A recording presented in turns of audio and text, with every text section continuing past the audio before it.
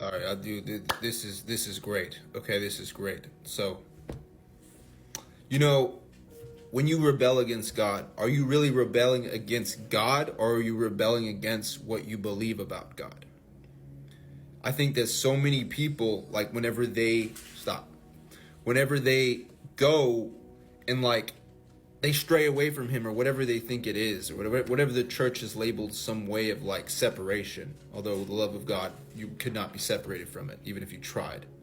And it's probably part of your story to feel like there are separations, and he's like, actually there's not, and I must convince you of this, and your life is designed for me to convince you of my unconditional love.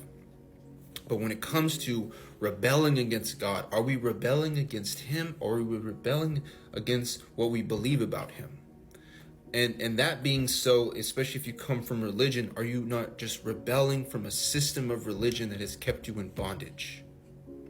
That is appropriate for you to be angry at because you were made to be free.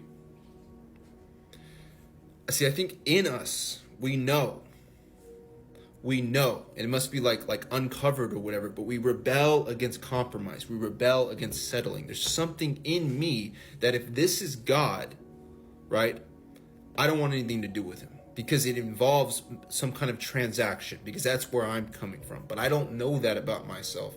And so it takes the Lord designing my life for me to run away, for me to come to know the unconditional love of God. And what I was really rebelling against was not God himself. I was rebelling against the system of religion that has kept me in bondage, believing that that's who God was, right? It was against the unbelief.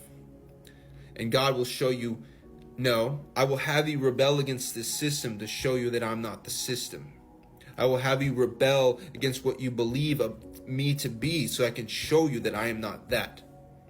So there can be room that is made for me to come in and meet you in your weakness, in your need for me, your actual need, where you can feel safe without feeling like you have to keep something going, where you have to keep yourself intact, where you have to preserve yourself. He's like, no, all of this must go. And so in us, I believe we were naturally made for freedom in him, and to know him, to walk in the cool of the day with him. And so we rebel against anything that's not that. So we're really more so rebelling against who we think he is. And he has to come in and correct the vision, and get who we think he is, where he meets us in that rebellion, to show us that he is not that. And to also validate the reason why we rebelled against that was because we believed that he was about that. And he's like, I'm not about that. And I know why you're rebelling against this, because it's bondage, and I made you for freedom. Now let me show you that I can set you free in this. Let me show you that you were always meant to not know me until I came in with grace and gave you an understanding of me. I must reveal myself to you. You're not going to start off knowing me. You're not going to start off fully convinced of who I am.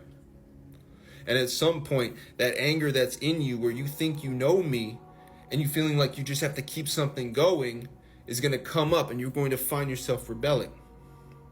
You're going to rebel, and he's going to like, I'm not ashamed of this, because I know when I created you, I said, this is good.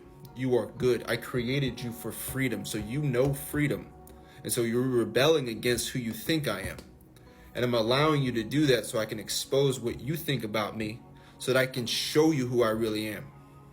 It's appropriate behavior for the rebellion. It is appropriate. He has a plan for it. It is not this, oh, I should have made a different decision. If I would have known then what I know now. No, it's not. You were not going to know then what you know now, because you had to come to know what you know now by not first knowing it. You thought you knew him. We all think that we have assumptions about. He allows us to have that. That's our weakness. I'm not able to bring understanding to myself. I am in a position where he must hold me. I'm in a position where I must trust him. But I'm rebelling against the system of religion that I think he's about, because I'm just like, something about this just doesn't feel right. And he's like, I know, because that's not who I am. That's not what I'm about. I'm not about transactions, but I have to show you. So let that rebellion come up. that I'm with you in this. If you betray me, I will still keep you. If you run away from me, I will still chase after you. My love is too determined. But you must see it. You let the stuff go where you think that you're holding on to things. You run away, you go do your own thing, and then you find your behavior can never set you back.